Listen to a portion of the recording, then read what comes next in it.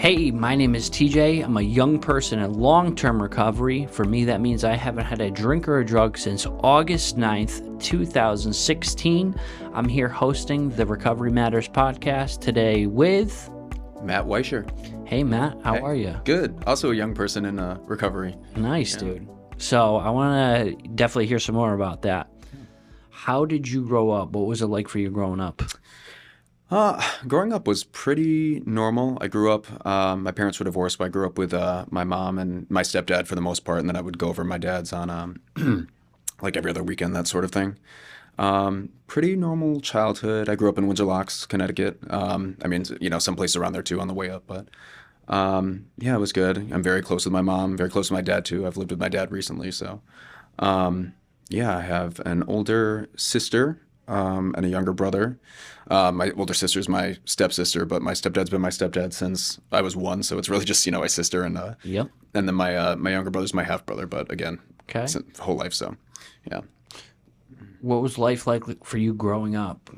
Did you always feel like different, or did you kind of know, or you kind of felt normal till you found drugs and alcohol? I mean, it definitely wasn't like the thing in the forefront of my mind growing up. I didn't start drinking really until I was probably about like 14. Okay. I mean, I felt different in some ways just because, I mean, I'm like a professional singer and like a performer, so I've been like doing Nice. that. I've had that like sort of thing going on for my whole life.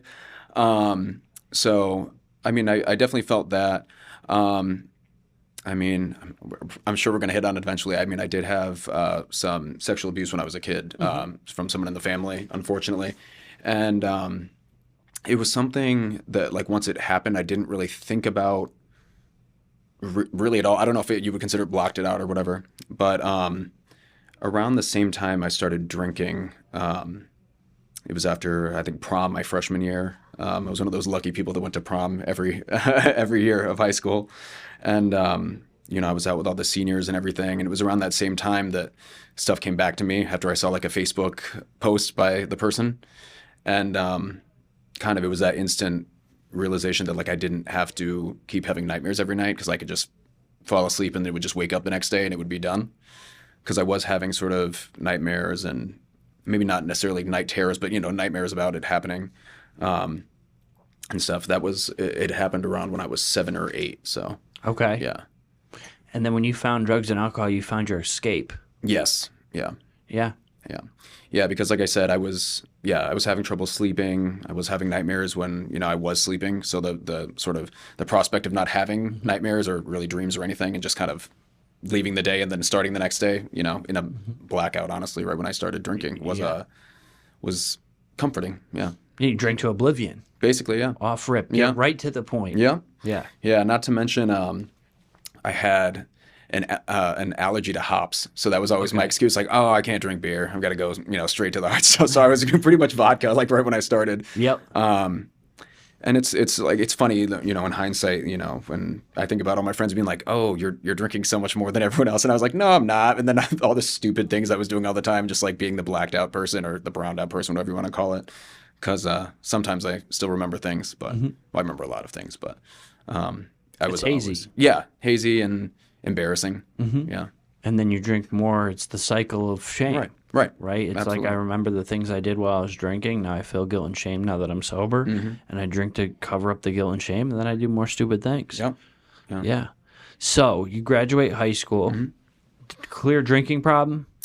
I wouldn't say it was a clear drinking problem until, I don't know, maybe I got out of college. Okay. I was drinking hard in college as it was.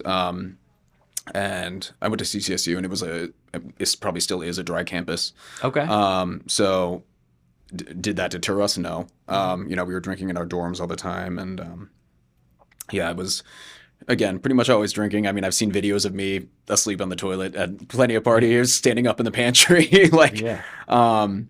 So yeah, I mean, I think at that time I knew definitely that there was an issue of sorts. I mean, one of my best friends, Ray, growing up, he used to always joke, like the first step is admitting you have a problem, and I was always very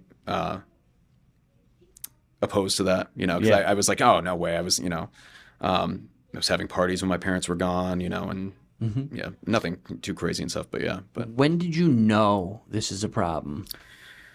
I mean, I think, like I said, like finishing up college, I knew it was pretty bad. I mean, I was drinking more often than I wasn't. It hadn't gotten to the point yet where I was like sick if I wasn't drinking, and that did end up coming later, unfortunately.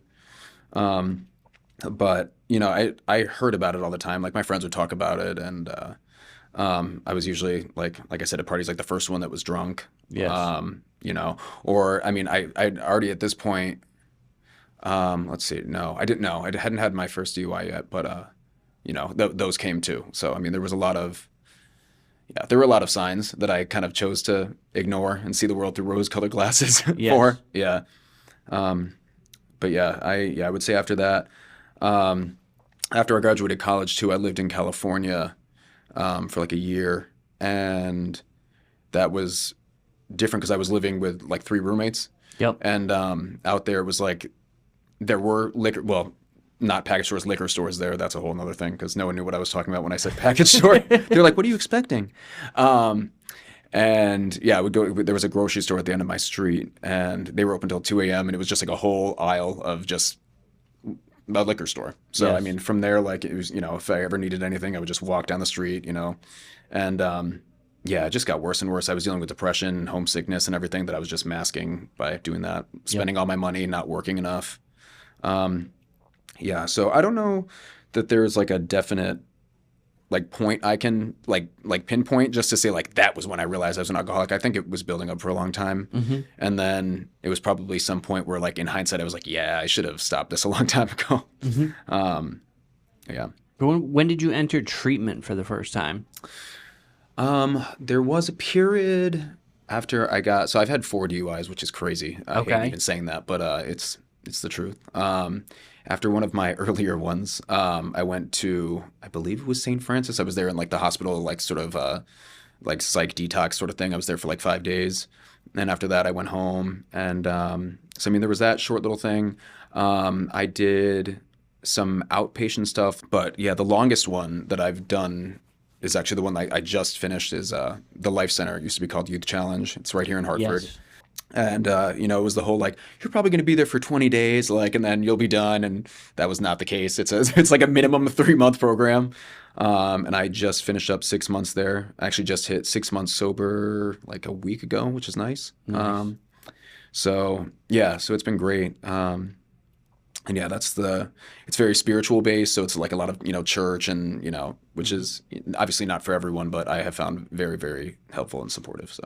That's really cool. You ever heard the saying, "We're the last to know"? I mean, maybe somewhere. I mean, I understand it now that you're saying it, which I definitely think is true. Yeah. Because, Because I woke up one time when I was 18 and I like rushed downstairs and I was like, I got to go to treatment. I had a terrible night. I was so fucked up. I like parked the car on the side of the house and I woke up and I like looked out the window. I didn't remember coming home and I looked out the window. My car's not there. So I had a meltdown. I'm like, oh my God, this is going to be a shit show to clean up. And then I went down and I found my car parked on the side of the house for whatever reason. Yeah. And then I went to my parents. I'm like, I need help. And they're like, let's get you into treatment. So I go to treatment.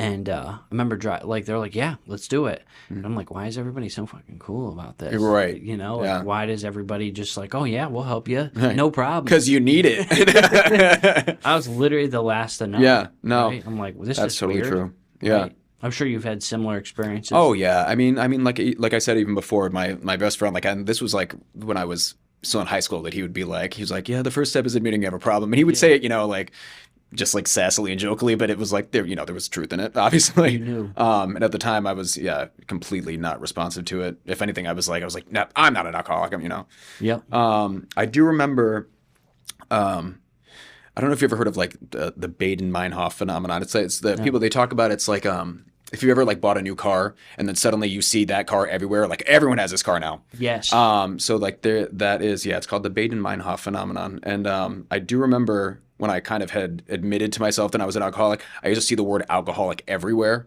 And I would see package stores that suddenly were not there the week before. I was like, oh God, so that was interesting. And that was, I think that's something that I remember about, admitting my alcoholism to myself was that like now that I've said it, like it's everywhere. Like, Yes. And you knew the direction in which this was taking. yeah, absolutely. It's also weird too. So like for whatever reason, whenever you get exposed to recovery, like it number one, it ruins. Like I remember sitting in like meetings or groups or going to treatment and like not being like committed or like not really interested. Right. And then like just being miserable, and like it's like, when you're exposed to the solution, right, like your current solution, which is drugs and alcohol, like is no longer enjoyable. No, yeah. And like I think that's a part of that. Yeah. That too. And like the whole idea around, I don't know, like recovery ruins your drinking, right? So I've had periods of recovery before I actually got sober, right, and then whatever happened during that time, it's like you pick up where you left off. Yeah. Oh, yeah. And absolutely. you're miserable. Yep. And it's so sad because, I mean, it's like, do I remember those times, when I was younger when it was fun? Yeah. Yes. But it's like at the same time, it's like I was with other people. Like I was doing things. I was at a party like for a reason. I wasn't like, well, I never got to a place where I was like searching out parties because that's just, I'm sure people do.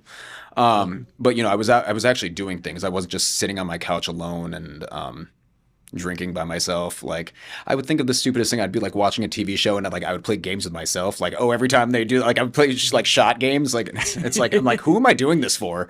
Certainly not my health. Yeah. And it's, it was, there was so many stupid decisions. I remember, my girl at the time, we were both in recovery for a while, and we'd be like close to like 2 months, and we'd be like, oh, we're about to hit 2 months. Let's drink that night. Like what a terrible, yeah, it was just, it's like people like call things like would say things like, oh, you had a lapse, like you drank that one night, but it's like it was so planned ahead. It's like you can't even not call that a relapse because you're so mentally relapsed at that point. You were waiting for that. Exactly, waiting for the anniversary of my sobriety to lose my sobriety. It's just so ass backwards. And it's, how old were you when you actually got sober? I mean, you mean for the first time or like this time? No, this time. Well, I mean, yeah, I'm 6 months sober right now, so it would have been. Let's see. It was when I'm 33 now. Okay. I was 32 when I went into treatment. I went in on August 14th because that's my sober day.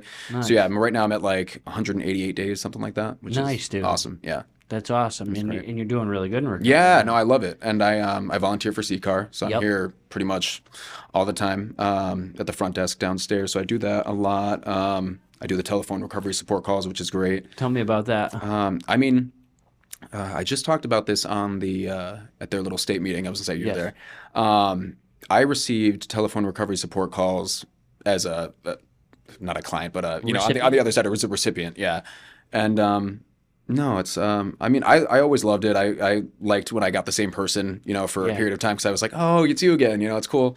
But it was also good. I think I said this at the meeting too, it's kind of like a training for when you're doing it yourself. Because I knew when I was lying, I'd be like, oh yeah, I'm doing really good, but I sounded completely erratic and hysterical. Like, or, sometimes I'd just be like, no, I can't, or I can't talk right now, even though I was just on my couch doing absolutely nothing.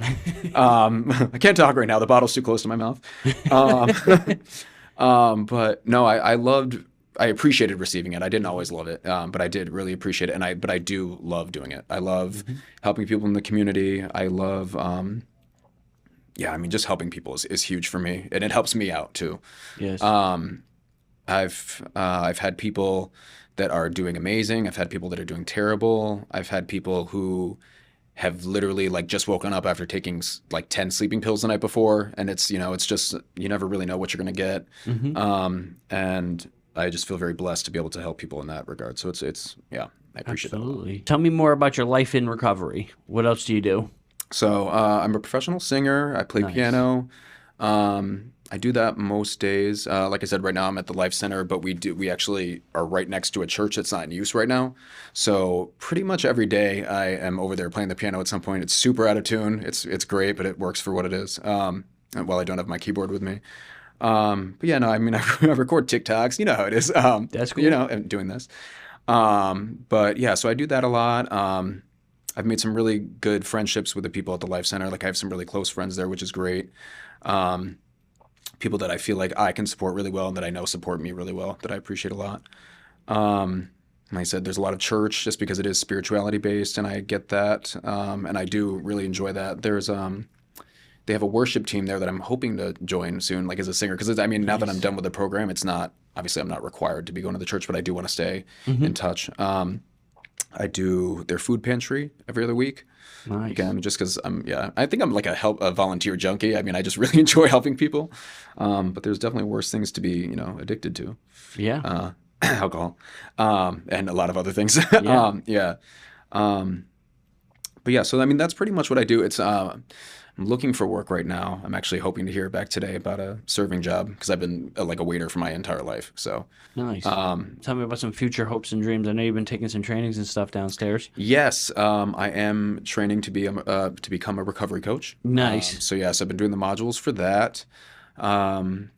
Yeah, so I'm working towards that. I love doing that. We did like a role playing thing last time, and it was nice. It actually I did it. And I was like I'm actually not bad at this. This is great. And again, it's just that same thing of like being able to help others and helping yourself through that is a huge thing for me. And it's funny. I mean, in the past when I've like gone for sobriety and sometimes more seriously than others, I've always had that sort of like romanticized, like one day I'll be able to drink normally and I'll be fine. And and it's just like that thought has just gone out of my mind, which I'm very thankful for. It's just like I just can't do it. I just have to stay the hell away from it, like, because it instantly causes problems. Like it's I have that one, and I'm just like, I'm not fucked up enough from this, like, and it's never ending. I mean, I'm spending so much money, God forbid, like with the DoorDash now, it's like you don't even have to go to a store. You can just get it delivered to your house. You got like all the charges from that too. And so it's just, my pocket is saving money, thank God. And it's just, everything is so much better. Yeah. Those are my favorite type of people. The reservation kind of people, right? Where they have that reservation, because I was that person. Yeah. When I actually came into recovery, I was not going to stay sober. Right. At all. Right. One bit, right? I was sitting in detox, and I was like, I'll never do cocaine or heroin ever again. Right. But when they take their eyes off me, I'm going to drink, right? I'm going to work it hard enough, and I'm going to sell it to everybody. Right. And when things calm down, I'm going to drink again, right? And like I think that's a story for a lot of people. I didn't intend to stay, right? I didn't intend to do any of this. And, one day at a time through the process of recovery, like I woke up and just, I don't know. It was probably sometime between 3, 4, 5 months sober. Yeah. Right? That like, I worked it hard enough that I bought it myself. Right. No, it's totally true. And like I said, being in the program that's spirituality based, I've never been like I should say I've never been a very religious person per se. I think I've always been sort of spiritual, but I pray pretty much every night. It's just half the time I just fall asleep praying. Usually for other people, sometimes for myself and stuff, but usually at some point in there it's to keep my sobriety and stuff, because it is important to me. And I mean, it just has to be in order to keep it, Yes. If it's not something in the forefront of your mind, it's not going to stick. And the whole God thing is nice because, even when I do feel really, really alone, it's always like there's always something there. There's, something's on my side. Someone's on my side. And I'm lucky in the fact that I do have a good support system. I have mentors, and I'm really close with my family and stuff, and they're always rooting for me, which is great. And I know a lot of people don't have that. Yes. But I have learned from myself in the past that if you have a massive support network but you don't use it, you really don't have one at all. Yeah. Yeah. So that's all the help that you get is from opening your mouth. Yes. What do they say? Like a closed mouth doesn't get fed. Yep. Squeaky wheel gets the grease. Yep. Exactly. So I'm really.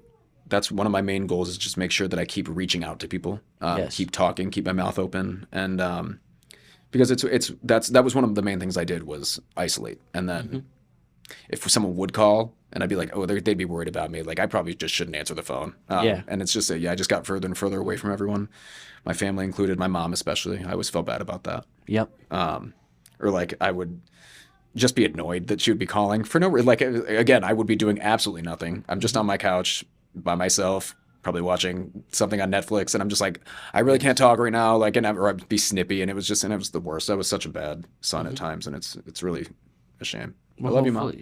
hopefully, you know, recovery, rebuilding that relationship. Oh there, yeah. right? Well, I'm very lucky in that we're still we're very close, me and my mom. We always have been. It was just, you know, sometimes I was distant and bratty and the worst. But no, yeah, we're very, very close. I was just talking to her earlier today. Yeah. Nice. Was she happy you were coming on the podcast? Yeah, well, we were texting, so I mean, I'm sure she is. I'll send it to her. I know she was very happy when I sent her the video of the CCAR meeting. She was like, "Oh, it was great." That's awesome. Yeah, no, that was a lot of fun. I appreciated doing that.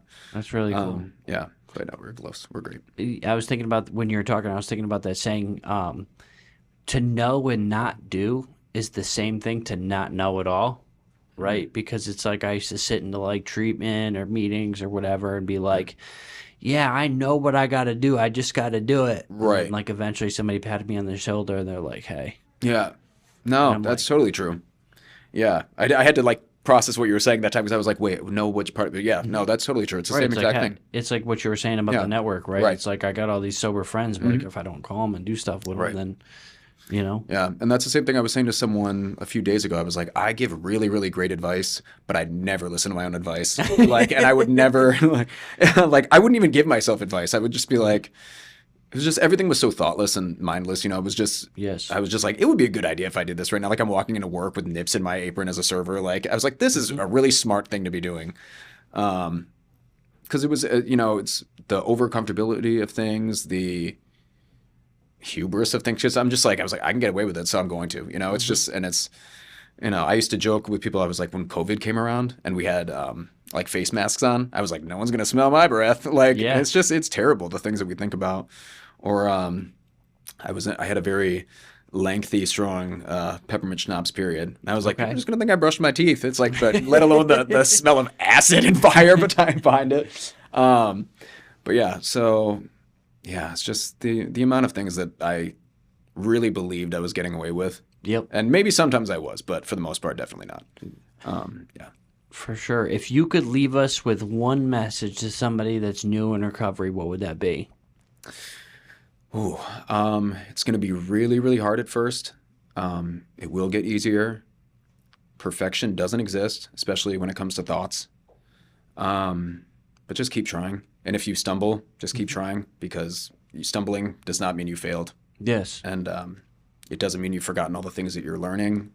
And above all, you're probably a really great person. Just keep working at it.